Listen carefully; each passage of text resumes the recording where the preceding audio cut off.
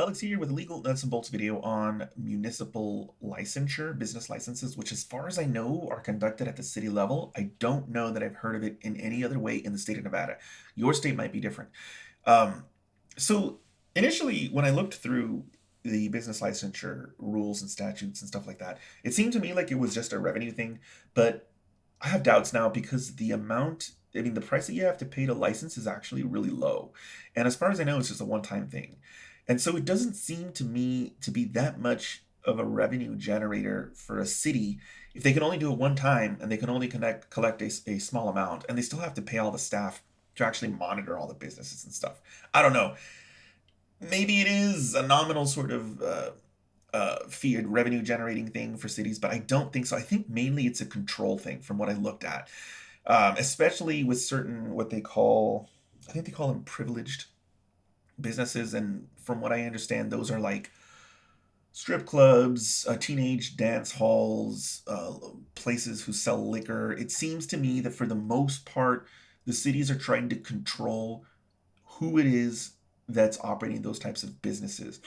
For everyone else, it looks like a pretty straightforward process. It looks like it's pretty cheap, and it looks like they do background checks to make sure that you're an upstanding person that isn't going to con people. Um, and I even looked into First Amendment stuff because our Nevada judges had to register recently. And I was curious. I was like, hold on a second. Is there some kind of constitutional issue here? But I looked into the case law and actually they acknowledged that even though certain industries are protected under the Constitution, if the fees are nominal, it's okay. They're allowed to require you to license. And I think for our Nevada judges, it was like $60.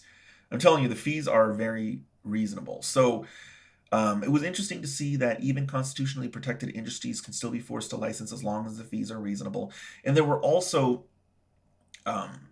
lot of case law on people forcing the city to issue the license, which apparently isn't that difficult to do. It's probably annoyingly expensive, but from what I've seen, there is case law and there's also statutes in Nevada that they make it, from what I have seen, difficult for the city to refuse to issue a license with certain exceptions. I mean, for the most part, if you apply, you're going to get one.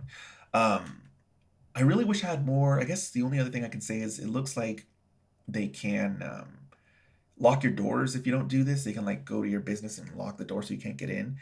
And I mean, there's probably a lot of stuff behind making sure that you're not harming the city.